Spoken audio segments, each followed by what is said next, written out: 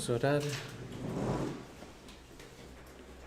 Senhor, nós estamos aqui como servos para te louvar, para te engrandecer, para exaltar Jesus Cristo, para agradecer a tão grande salvação que nós temos, o facto de termos sido chamados para te pertencer, mas também para te servir. Senhor, nós damos-te graças por nos permitires estar mais uma vez com a tua palavra diante de nós. E queremos servir-te desta forma, prestando atenção àquilo que tu nos dizes, para assim nos prepararmos, para falar a outros aquilo que temos aprendido e entendido, que vem de ti. Rogamos então que abençoes este momento com a tua palavra diante de nós. Fala connosco em nome de Jesus. Amém. Lucas 14, a partir do versículo 25, vamos ler até ao fim do capítulo, até ao versículo 35. Lucas 14, de 25 a 35. Grandes multidões o acompanhavam e ele, voltando-se, lhes disse: Se alguém vem a mim e não aborrece a seu pai e mãe e mulher e filhos e irmãos e irmãs e ainda a sua própria vida, não pode ser meu discípulo. E qualquer que não tomar a sua cruz e vier após mim, não pode ser meu discípulo. Pois qual de vós, pretendendo construir uma torre, não se assenta primeiro para calcular a despesa e verificar se tem os meios para a concluir? Para não suceder que, tendo lançado os alicerces e não a podendo acabar, todos os que a virem zombem dele, dizendo: Este homem começou a construir e não pôde acabar. Ou qual é o rei que, indo para combater outro rei, não se assenta primeiro para calcular se com 10.000 homens poderá enfrentar o que vem contra ele com 20.000? Caso contrário, estando o outro ainda longe, envia-lhe uma embaixada pedindo condições de paz. Assim, pois, todo aquele que dentre vós não renuncia a tudo quanto tem, não pode ser meu discípulo. O sal é certamente bom. Caso, porém, se torne insípido, como restaurar-lhe o sabor? Nem presta para a terra, nem mesmo para o monturo. Lançam-no fora. Quem tem ouvidos para ouvir, ouça.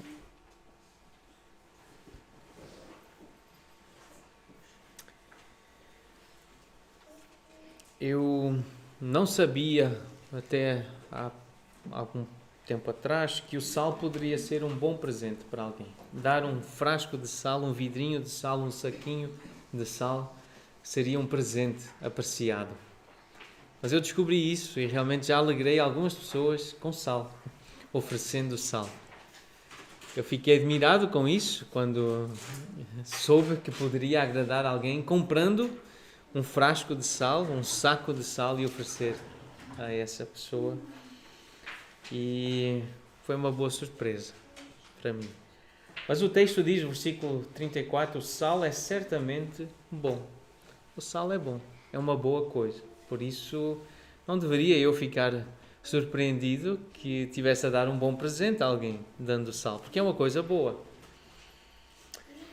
Mas antes de falarmos sobre sal, e é basicamente sobre isso que vamos falar hoje, estes últimos versículos desta passagem, o versículo 34 em particular, fazendo uma recapitulação daquilo que nós vimos, que é a mensagem desta porção do ensino de Jesus. E começamos por pensar nas multidões, os discípulos de Jesus e as multidões, o nosso relacionamento com as multidões, o que nós aprendemos nas Escrituras acerca dessa multiplicação de pessoas a seguir Jesus, pessoas neste ambiente de fé, e pensamos se isso é uma bênção, se é uma maldição, e nós sabemos que pode ser as duas coisas. Uma multidão, um grande número de pessoas, pode ser realmente, e é uma bênção no determinado contexto, mas também pode ser uma provação ou mesmo uma maldição quando nos tentam afastar, quando a maioria nos tenta afastar do Senhor e nós nos deixamos levar por esse caminho. Então a reflexão bíblica acerca de multidões tem o objetivo de alertar em relação aos falsos profetas e às ideias enganadoras que facilmente atraem multidões. Ainda há pouco, no nosso ensaio, falávamos sobre isso.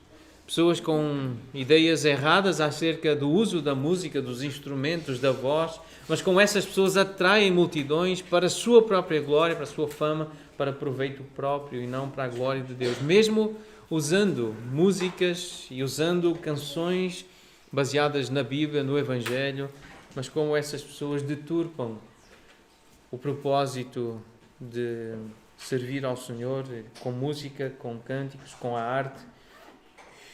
É muito perigoso fazer comércio da fé. Há várias advertências na Bíblia acerca disso. Então, nós recebemos esse alerta ao olhar para essa expressão que aparece na Bíblia, multidões, e o que as multidões representam.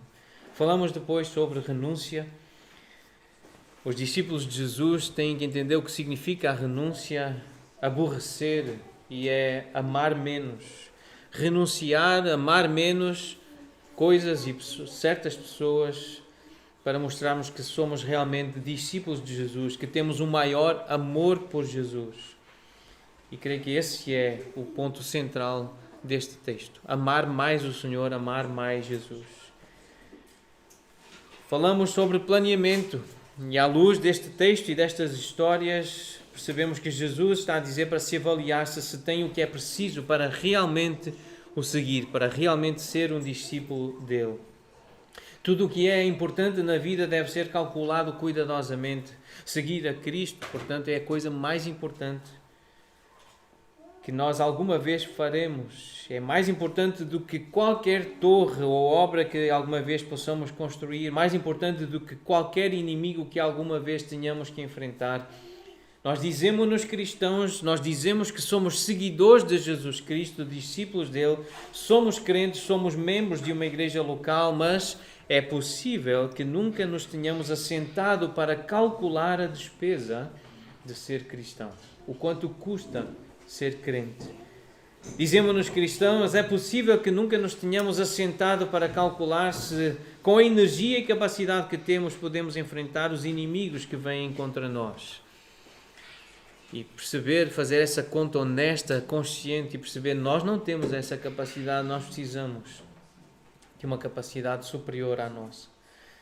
E aplicamos isso a algumas atividades da nossa vida como igreja, planear as atividades, ter um calendário, planear a semana de estudo da família ou a semana de trabalho pessoal, planear um fim de semana com a família, com a igreja, planear uma conversa difícil, pensar aquilo que precisa ser dito, seja uma conversa de confrontação, um pedido de perdão, uma mediação de conflito ou mesmo uma conversa para evangelizar alguém. Precisamos de planear as refeições, o tempo de sono, a hora melhor para fazer exercício físico, planear as despesas pessoais. Nós falamos um pouco sobre planeamento, aplicar isso à nossa vida diária para podermos ser realmente discípulos de Jesus naquilo que fazemos. E depois de planear, executar os planos. A reflexão bíblica sobre discipulado tem o objetivo de nos alertar em relação à necessidade de produzirmos fruto, sermos verdadeiramente discípulos de Jesus, um crente cristão. É um pleonasmo, nós sabemos, é uma repetição da mesma ideia, mas há muita gente que crê, que tem fé, mas não no Cristo, no Jesus da Bíblia. Nós precisamos ser crentes cristãos, que creem em Cristo, da forma como Cristo quer ser querido, conhecido. Então esta é a parte em que nós vamos falar sobre fruto, sobre dar algo de útil ao Senhor, ao Deus que nos comprou. Então nós começamos por ler que o sal é certamente bom. A nossa versão, essa versão que eu estou a ler, e em português, as versões às quais eu tive acesso, não traziam esta ideia que está no texto original, que uma tradução em inglês traz. É uma versão americana padrão. É assim que se traduz esta versão. E há uma expressão que está no inglês e que está no grego, portanto está no inglês porque está no grego, mas não aparece em português, que é essa expressão, portanto, que pode ser traduzida desta forma, por esta razão, em consequência ou consequentemente, sendo assim, há aqui uma relação com o que foi dito anterior. Portanto, os textos estão relacionados. Este versículo 34, embora em algumas versões ele aparece destacado, parece um parágrafo, parece que mudou de ideia, mas na língua original esta partícula, esta conjunção liga as duas ideias. Está relacionado com o que foi dito anteriormente. Ainda está relacionado com o ser seguidor de Jesus, ser discípulo de Jesus. Essa é a ideia que está, portanto, aqui presente no texto original, que o português não capta, mas temos uma versão em inglês que capta essa ideia. Portanto, isto ainda está relacionado com o facto de sermos discípulos de Jesus. Esta conversa sobre sal e sobre ter sabor e ter utilidade, ter um valor, está relacionado com essa ideia de seguir Jesus, de sermos discípulos de Jesus, portanto, sermos seguidores e sermos úteis nas suas mãos. Ser discípulo de Jesus exige fidelidade a privilégios futuros. O sal traz-nos esta ideia aqui de algo bom, algo útil, uma possibilidade futura daquilo que vai servir, daquilo que poderá realizar. Porque o sal tem uma função, o sal tem valor, o sal é útil, o sal é sinónimo de preservação. Então, uma informação mais técnica que eu encontrei acerca do sal e que creio que também é do domínio da maior parte das pessoas, é um nutriente essencial para a saúde humana. Ele é um mineral formado principalmente por cloreto de sódio e ele era, até o início do século XX, um importante conservante alimentar. O sal era usado principalmente para conservar a comida, a carne em particular. A sua importância chegava a tal ponto que foi até mesmo usado como forma de pagamento no período do Império Romano, sendo esta a origem da palavra salário. Por este motivo, as explorações de sal chegaram a ter valor estratégico, inclusive tendo sido criadas vilas fortificadas para defender as salinas. Num artigo sobre sal e o sal de cozinha, o sal comum, encontrei esta informação. Era algo tão precioso que as salinas eram protegidas. Havia, então, fortificações para proteger as salinas. Era um bem precioso.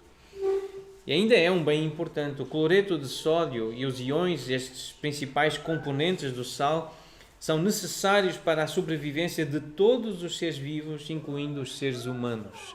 Nós precisamos de sal para continuar a viver. O sal está envolvido na regulação da quantidade de água do organismo. Além deste aspecto da conservação dos alimentos e da própria vida, o sal também é usado como aromatizante, intensificador de sabor. Nós sabemos disso. E há um texto bíblico bem interessante. É um texto num livro que é difícil de ler, é um livro de sofrimento, e Jó, no capítulo 6, ele descreve a sua agonia, a sua aflição. Ele começa por dizer: se eu fosse pesar a minha aflição e pôr numa balança o meu sofrimento, pesariam mais do que toda a areia do mar. Ele está a falar de dor, de aflição, de pesar.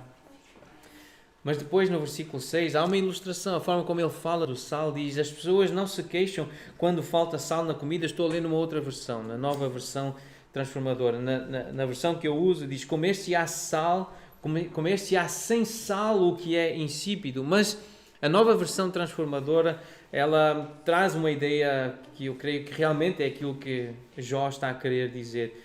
As pessoas não se queixam quando falta sal na comida? Queixam-se. Está insosso. Elas não gostam, acham que está estranho, falta qualquer coisa. E depois ele diz assim: alguém gosta da clara de ovo que não tem sabor? Ele diz: eu perco o apetite só de olhar para ela. Tenho enjoo só de pensar em comê-la. Uma coisa que não tem sabor, assim, comer sem sabor, até fico enjoado. É até algo assim aparentemente jovial, mas numa conversa de falar de sofrimento. É difícil comer algo que não agrada, porque nós amamos comer comida saborosa. A ponto de eu já ter ouvido, num ambiente cristão, alguém que se diz cristão dizer assim: eu prefiro não comer do que comer uma comida sem sabor. E estava mal-humorada essa pessoa. Era um ambiente cristão e foi um suposto crente que disse isto. Eu prefiro não comer do que comer uma comida sem sabor. Ou uma comida que me saiba bem. Algo bem português. Foi um português que disse isto. Algo que me saiba bem. Se não me souber bem, eu prefiro nem comer. Ora, isto traz um problema.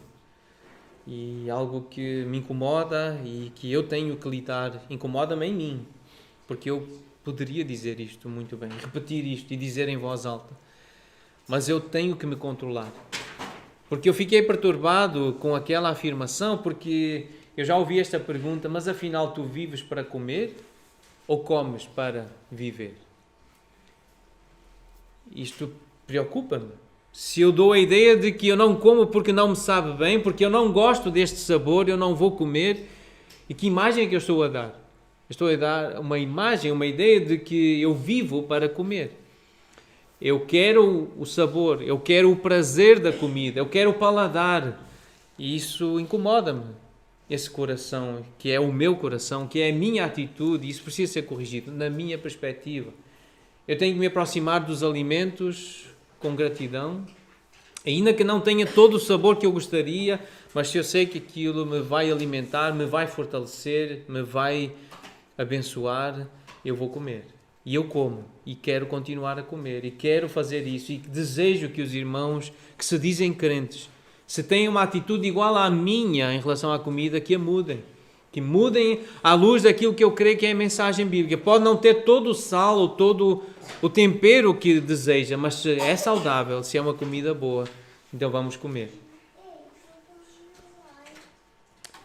É muito bom comer uma comida saborosa. E há vários textos na Bíblia que apresentam a bênção de ter sabor na comida. Em Neemias 8 há uma referência às carnes gordas e a carne saborosa, bebidas doces, porque era um dia de festa, era um dia de se alegrarem, não era tempo de tristeza. Então há uma recomendação: comam carnes gordas. E nós sabemos que a gordura também é um intensificador de sabor.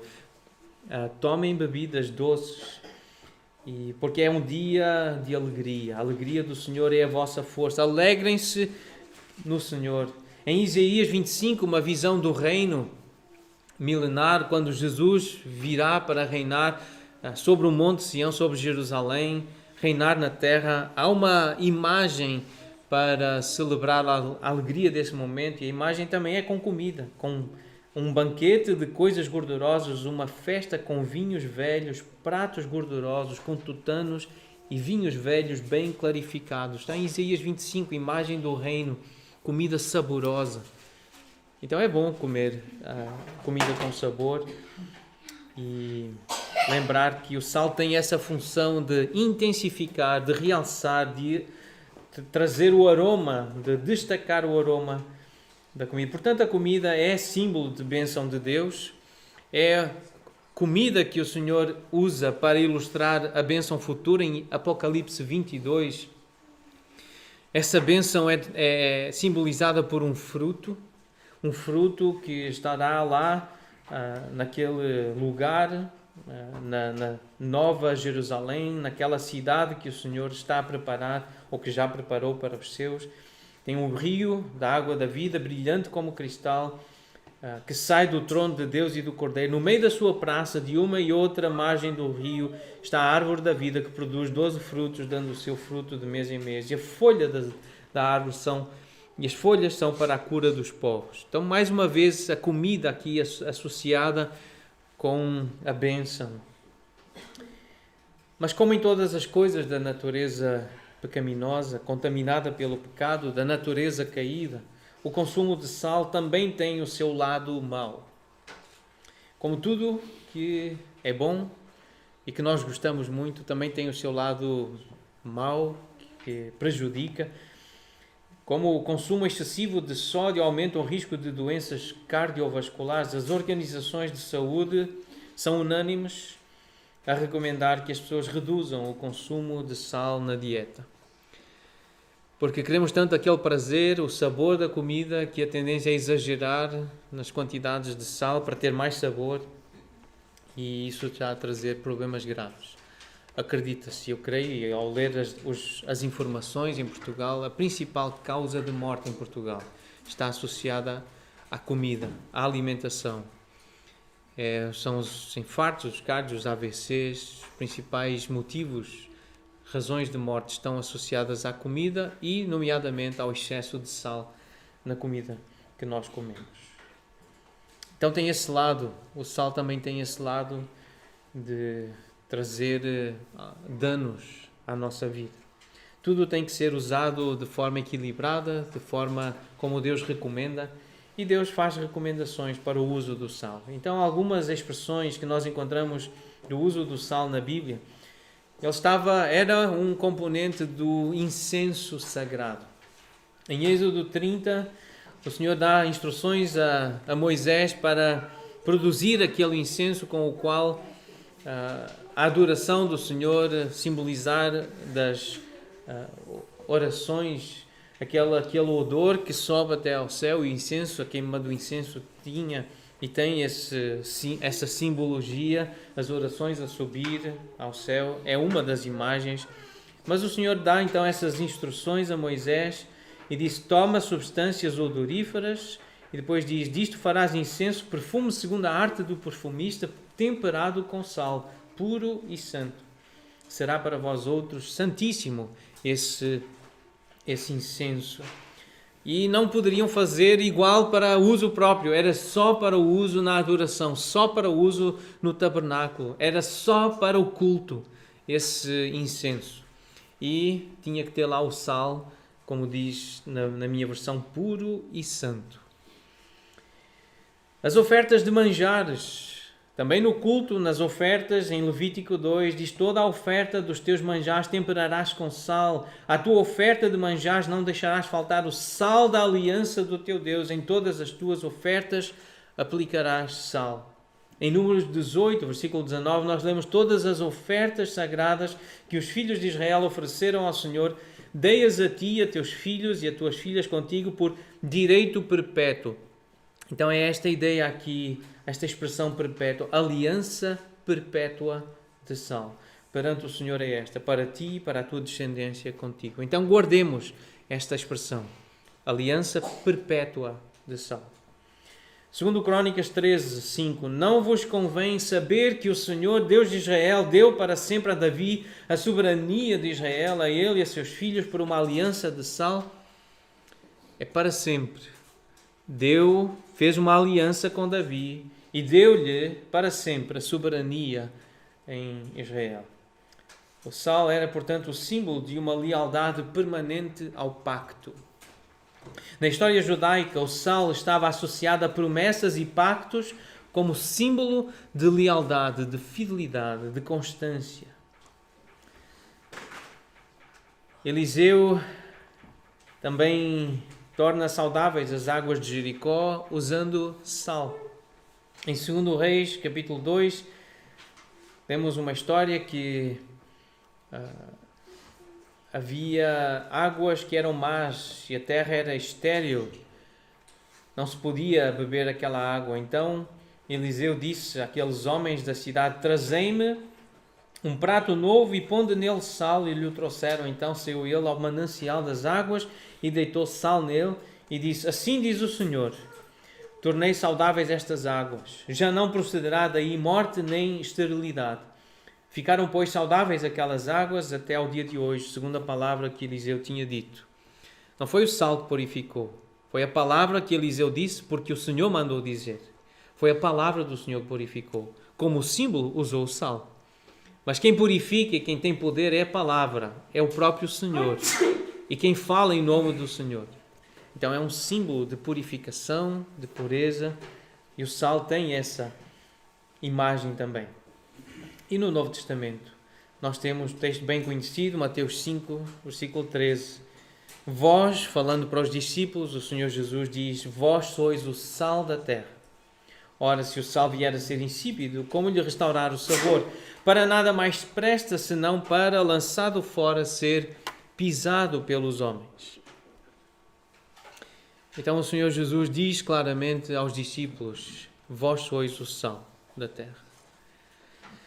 E vamos procurar entender esta afirmação, o que isto significa. E Marcos 9, 50, pode-se também entender o que Jesus quer dizer com isso. Bom é o sal, mas se o sal vier a tornar-se insípido, como lhe restaurar o sabor? Tende sal em vós mesmos e paz uns com os outros. Então, o que é ter sal em nós mesmos? Quais são as imagens bíblicas que trazem esta ideia de algo dentro de nós? Algo dentro de nós, algo que tem que habitar ricamente em nós. Não é o sódio, mas é a palavra. A palavra de Deus habita ricamente em vós. Colossenses 3,16. O trabalho da palavra, a ação da palavra e do Espírito Santo, que são sinónimos. O fruto do Espírito, a ação do Espírito, Efésios 5,18. O trabalho da palavra e do Espírito produz um caráter piedoso, um caráter de alguém que quer agradar a Deus, permitindo a uma pessoa agir como um conservante na sociedade, preservar a dignidade, a pureza, a verdade na sociedade, na vida social. Portanto, ao falar de sal, nós estamos a falar de algo que é útil. Nós estamos a falar de dar fruto, de ser relevante, de ter uma função, de ter valor, de dar fruto. E esta semana nós lemos no dia 30, na Boa Semente, fizemos uma leitura que até suscitou um sorriso, vimos a ligação com aquilo que estamos a estudar, baseado em Gálatas 6, versículos 9 e 10. Não nos cansemos de fazer o bem, porque a seu tempo ceifaremos, se não desfalecermos. Por isso, enquanto tivermos oportunidade, façamos o bem a todos, mas principalmente aos da família da fé. E lemos assim, o título é Servir ao Senhor. Quando uma pessoa se entrega completamente ao Senhor Jesus, toda a sua vida passa a ser dirigida pela vontade dele e não pelos próprios desejos.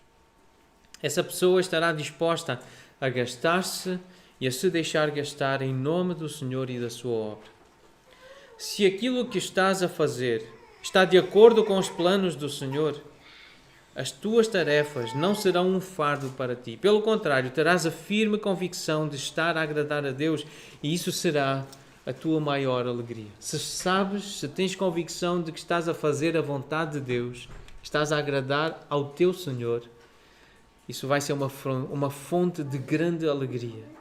Então também não te cansarás no trabalho para Ele, uma vez que o teu desejo é servi-lo com toda a tua vida e esse desejo então se fortalecerá ainda mais.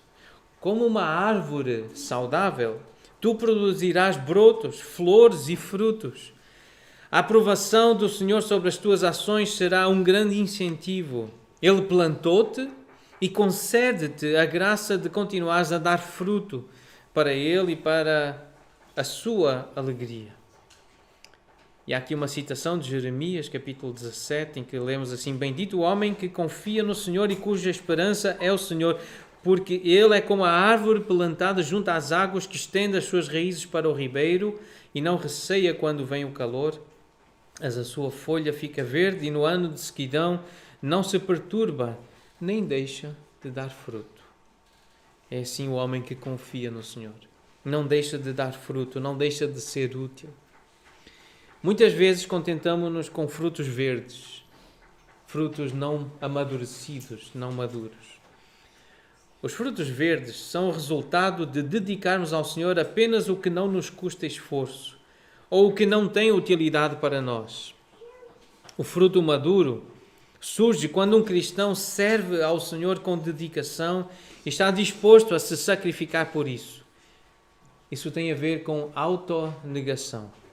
Quando cumprimos a vontade do nosso Senhor e Salvador com alegria, não consideramos isso assim tão difícil.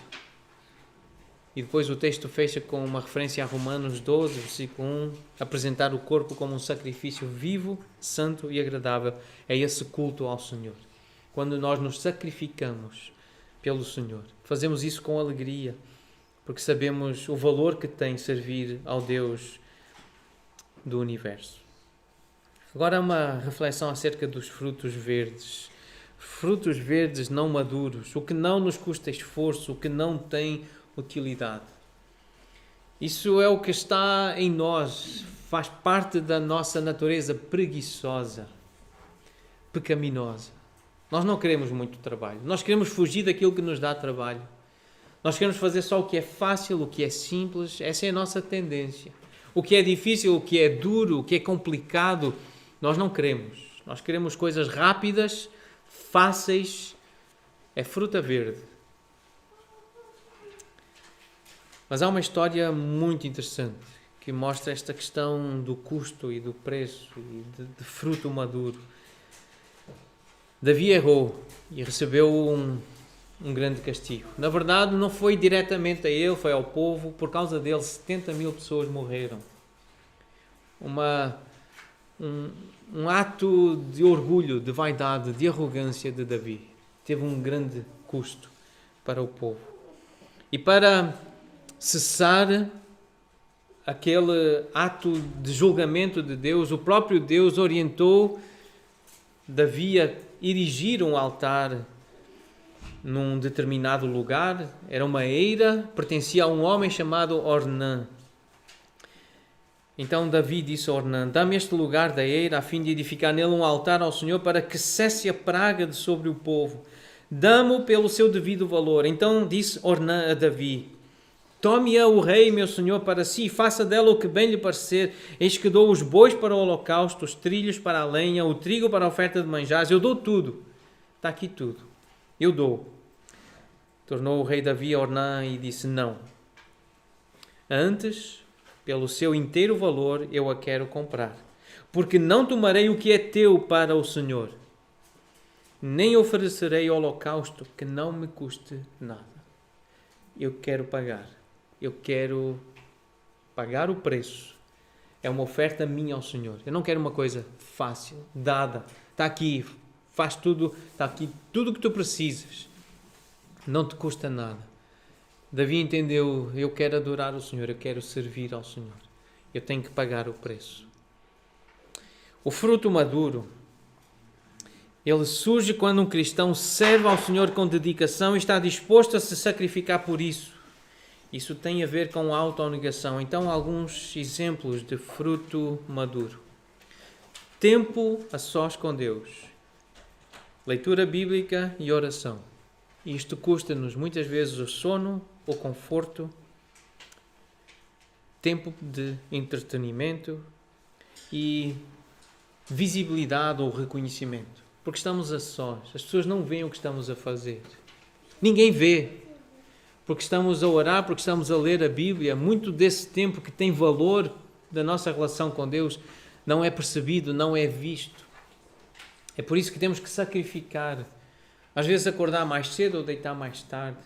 Às vezes deixar de fazer algo que nos dá muito gosto, muito prazer. Porque sabemos que isso vai afetar o nosso tempo de oração, o nosso tempo de leitura bíblica. Mas isso é fruto maduro. Ter tempo a sós com Deus é fruto maduro. É algo que dá resultado, que dá vida. Dá-nos vida a nós e a partir de nós dá vida a outros, dá alegria a outros. Porque permite-nos amar e partilhar a palavra do Senhor com outros e mostrar Cristo em nós, porque gastamos tempo com Ele. Outro exemplo de fruto maduro que eu pensei: ouvir, acompanhar alguém com paciência, fazer discipulado, aconselhar alguém. Isto é difícil, mas é fruto maduro. Parar para ouvir, ouvir até ao fim, ouvir com atenção, acompanhar alguém com paciência, ensinar as pessoas a lerem a Bíblia, a entenderem a Bíblia, aconselhar situações difíceis, de conflito, de desânimo, é fruto maduro. Fazer o que não se gosta ou deixar de fazer o que se gosta. E alguns exemplos sobre isso. Sair de casa, para algumas pessoas é um problema. Ou ficar mais tempo num determinado lugar. Elas não querem ficar, por exemplo, este lugar aqui. Para algumas pessoas é um sacrifício ficar aqui. Mas ficar aqui com o propósito de servir a Deus. Ou vir mais cedo para servir ao Senhor. Lugares como este. Ou para algumas pessoas é usar transportes públicos. Elas não gostam de usar transportes públicos. Para outras pessoas é conduzir um carro. Elas não gostam de conduzir, mas se é necessário, Nós precisamos fazer. Jejum. Há pessoas que não gostam de fazer jejum. Não gostam de saltar uma refeição. Não gostam de se privar de determinados alimentos. Há pessoas que não querem deixar de comer ou beber algumas coisas, algumas bebidas, algumas comidas, a favor de outras pessoas, às vezes a favor da sua própria saúde, do seu testemunho. Mas isso é preciso. Isso é dar fruto maduro. Levantar ou deitar cedo. Levantar ou deitar tarde. Para algumas pessoas é um problema. Ficar até mais tarde para dar atenção a alguém. Ou levantar mais cedo para fazer determinado trabalho que é necessário. Mas isso é fruto maduro.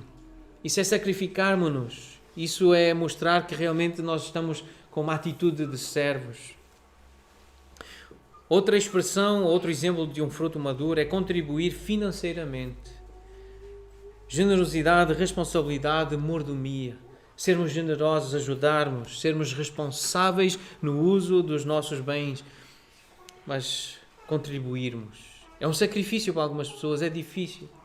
Algumas pessoas preferem não dar ou dar uma bagatela, uma esmola, uma quantidade sem qualquer sacrifício. Algo fácil, umas moedinhas. Mas não é assim que o Senhor nos quer ver a servir. Investir tempo em pessoas e em tarefas. Nós precisamos, para entender bem o texto, nós precisamos lê-lo com atenção, e para ler com atenção precisamos de tempo. Nós precisamos de investir tempo em tarefas. Mas mais importante do que as tarefas, sem dúvida, são as pessoas. Precisamos investir tempo na vida de pessoas, dar atenção às pessoas, orar por elas, falar com elas, visitá-las, ligar para elas. Isso é serviço que mostra que nós estamos a dar fruto maduro para o Senhor.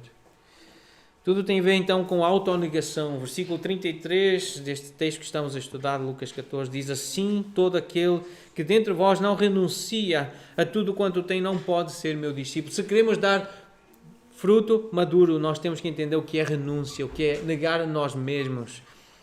O que o Senhor Jesus dizia, Ele dizia a todos, Lucas 9, 23, se alguém quer vir após mim, se alguém quer ser meu discípulo, assim mesmo se negue, dia a dia toma a sua cruz e siga-me. Sacrifique-se. Sirva com espírito de sacrifício. O fruto maduro, diz a boa semente, surge quando um cristão serve ao Senhor com dedicação e está disposto a se sacrificar por isso. Tem a ver então com autonegação. Não nos cansemos de fazer o bem. Nós lemos em Gálatas 6. Esta é a ideia principal. Fazer o bem. Enquanto tivermos oportunidade, façamos o bem a todos. Isso é ser útil. Isso é dar fruto. Isso é ser verdadeiramente sal. É fazer o bem aos outros. A reflexão bíblica sobre discipulado tem o objetivo de nos alertar, nos exortar em relação à necessidade de produzirmos fruto, de sermos úteis. Pensando em fruto. Palavras de Jesus em João capítulo 15, versículo 2. Todo ramo que estando em mim não der fruto, Ele o corta, e todo o que dá fruto, Ele limpa, para que produza mais fruto ainda. Então o Senhor Jesus, Ele quer ver fruto nos ramos que estão nele, que lhe pertencem.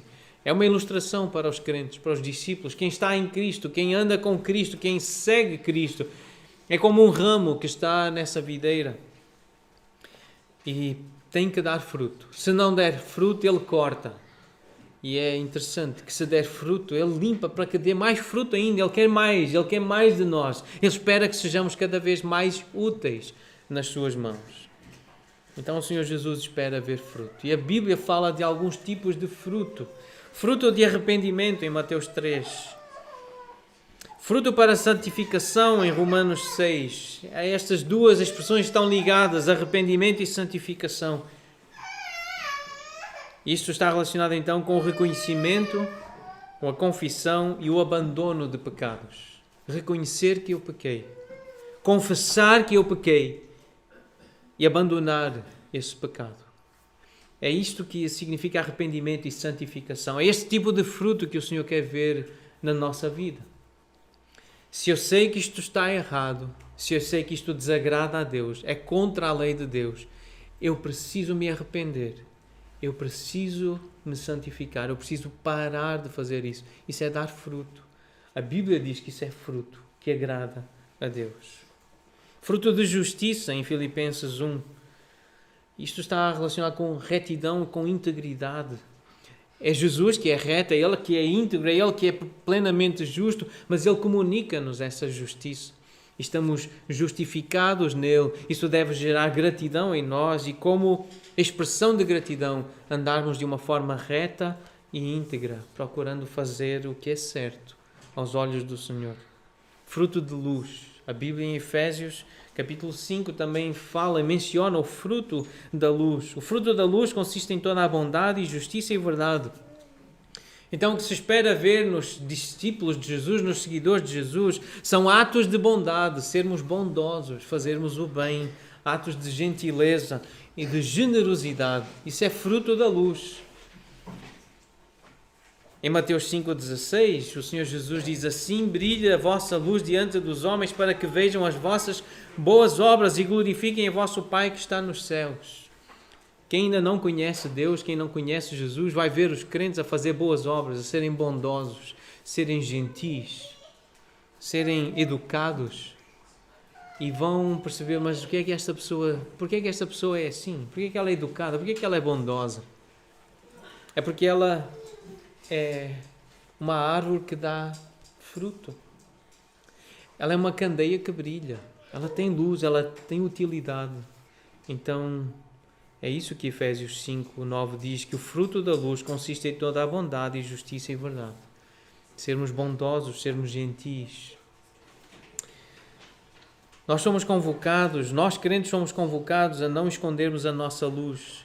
Talvez as pessoas ao nosso redor anseiem por luz para que as suas vidas possam ser iluminadas e passem a ter sentido. Num comentário a esta passagem, também na Boa Semente, em 2020, nós lemos um comentário a este versículo. Todos nós podemos ser candeias do Evangelho por meio da nossa vida e do nosso proceder, e também quando falamos de tudo o que o Senhor Jesus fez por nós e para nós. É uma forma de mostrarmos essa luz, de darmos fruto de luz.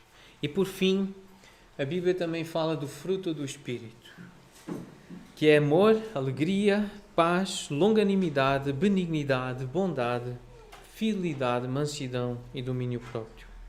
Algumas palavras relacionadas com estas expressões que estão aqui em Gálatas 5, 22 e 23. Então, acerca do amor, eu escolhi a palavra doar. O fruto do Espírito em nós é se nós estamos dispostos a nos doarmos, a nos darmos a Deus e às pessoas. Não é a nos vendermos. Não é em troca de favores e de dinheiro e de amor ou de regalias. Doar é de graça, é nos darmos. Amar é essa disposição de nos darmos, mesmo que não nos paguem, mesmo que não nos retribuam. Isso é amar, é o amor de Deus. Esse é o amor mais sublime e mais elevado. Alegrar.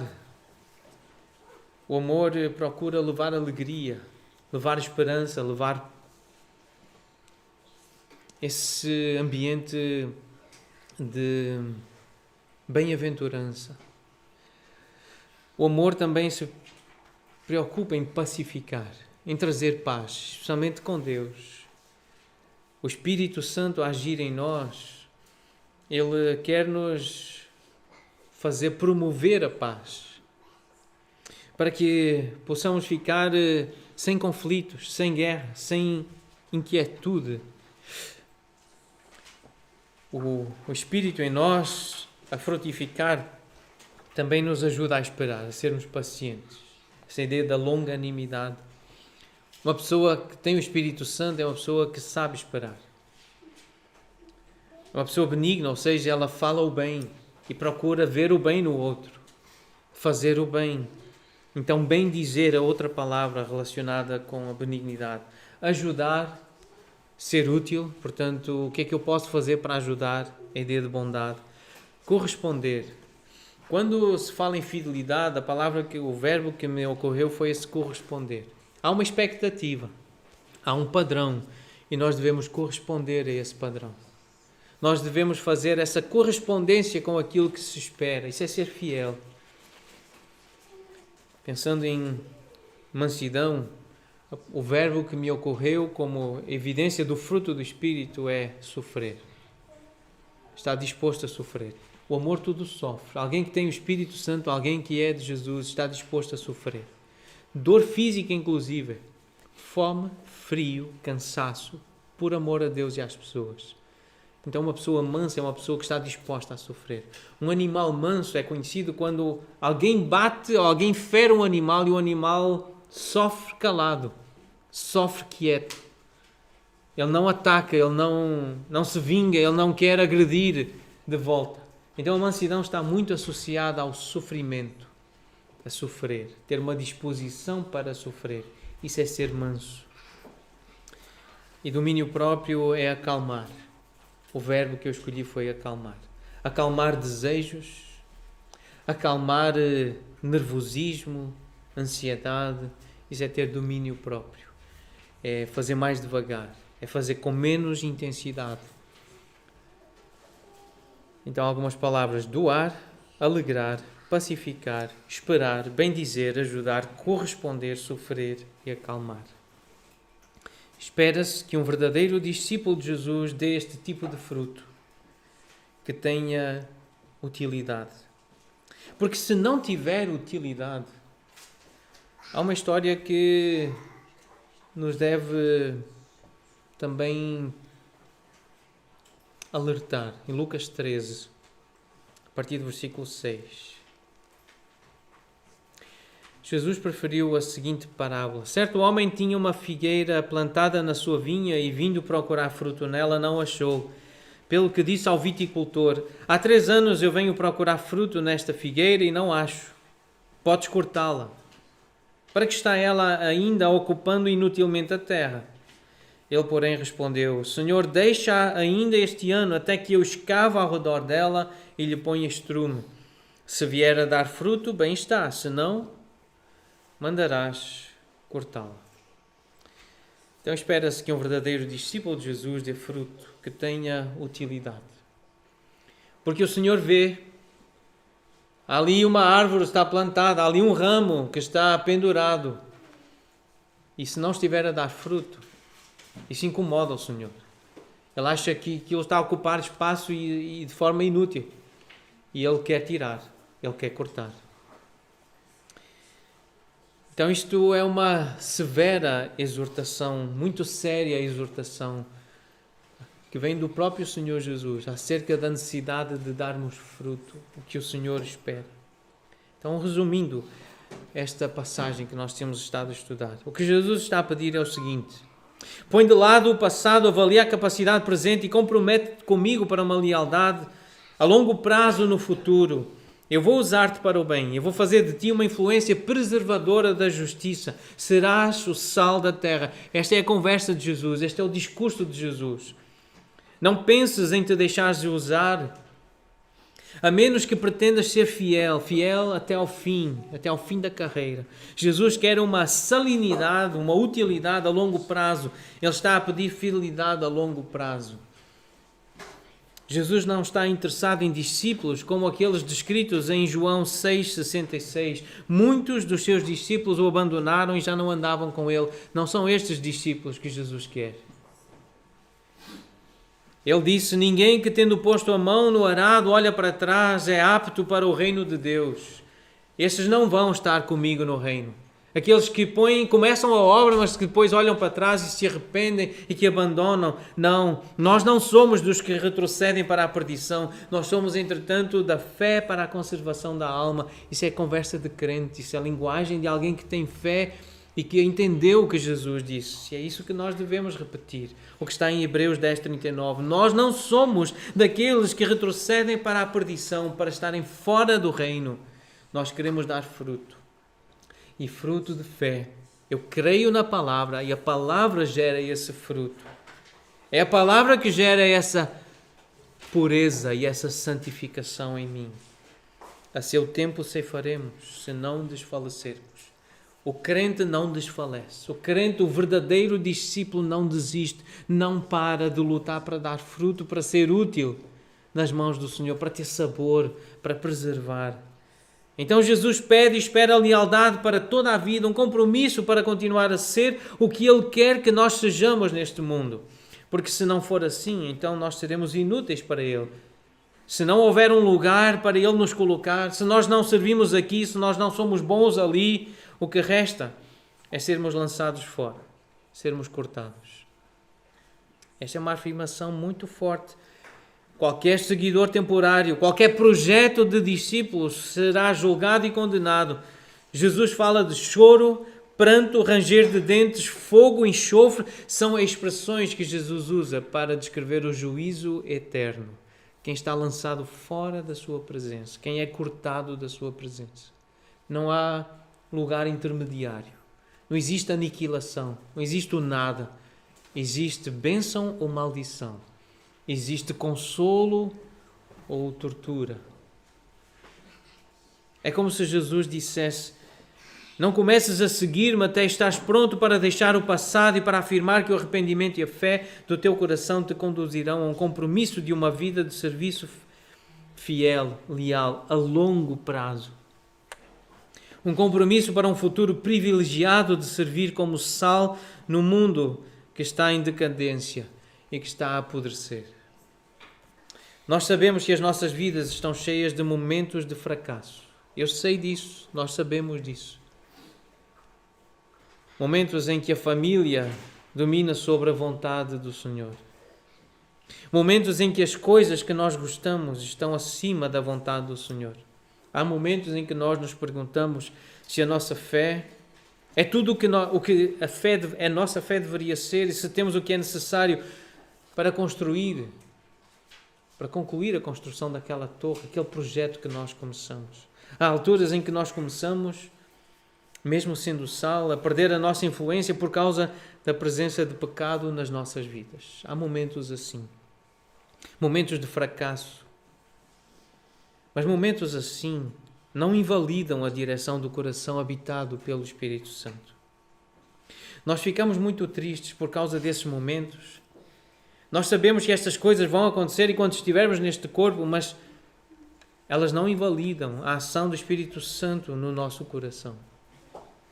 Se é isto que nós realmente ansiamos, se a vida eterna em e com Jesus é o que desejamos, até ao ponto de haver uma entrega total do passado, do presente e do futuro, então Jesus diz que nós podemos sim ser seus discípulos, se nós entendemos o que significa segui-lo, renunciar ao nosso ser, ao nosso passado, presente e até ao nosso futuro, por amor a Ele. Estamos dispostos a negar a nós mesmos o nosso conforto, a nossa segurança e até a nossa própria vida. O Senhor Jesus diz que sim, então sim, podem ser meus discípulos. Jesus encerra este discurso com um convite. Quem tem ouvidos para ouvir, ouça. É um convite. Tem ouvidos? Então ouça. Esta é uma expressão que aparece várias vezes nos discursos de Jesus, as cartas que ele escreve às igrejas que estão registradas lá no Apocalipse. E o significado é o seguinte: ouve esta mensagem, ouve estas palavras. Se a entendeste, abraça-a, faz com que ela seja realmente tua. Não sejas como aqueles que, quando ouviram e compreenderam, rejeitaram a mensagem e depois o julgamento veio sobre eles. E diz em Lucas 8:10, vendo não viam, ouvindo não entendiam. É como se não ouvissem. Este foi o julgamento que veio sobre esses que ouviram, entenderam, mas rejeitaram, não puseram em prática. Jesus está a falar, portanto, é o próprio Deus que está a falar e este é o seu chamamento ao discipulado. Se tiveres ouvidos para ouvir, se ainda o consegues compreender, então é melhor abraçares este ensino, te comprometeres em praticar aquilo que o Senhor te está a dizer para praticar. Porque pode chegar o dia em que não conseguirás mais ouvir. E esta é uma maldição. Ouvir e não ouvir. Ouvir e não entender. Pode chegar um dia em que isto acontece. Os ouvidos ficam duros. O coração está empedernido. Já não há fruto. Já não há nenhum resultado. E é o castigo que Deus dá a quem ouve e não pratica. Eu não sabia realmente que o sal podia ser um presente, mas eu já percebi que realmente é um presente e de valor. Até já preparamos, a Graça já preparou um vidrinho especial para nós termos sal na nossa casa, para olharmos para o sal e nos lembrarmos destas lições que estamos a aprender. Então eu levei, já para várias pessoas, eu levei vidrinho de sal. E lá no Brasil, em novembro do ano passado, eu levei para a família Oliveira, o irmão Márcio Oliveira. Eu fiz-lhes a visita no dia 9 de novembro, um dia à noite. E eu ofereci o vidrinho de sal e eu recebi um áudio no dia 30 de janeiro deste ano. O irmão Márcio é uma família que envia, amigos deles já nos visitaram, eles oram por nós.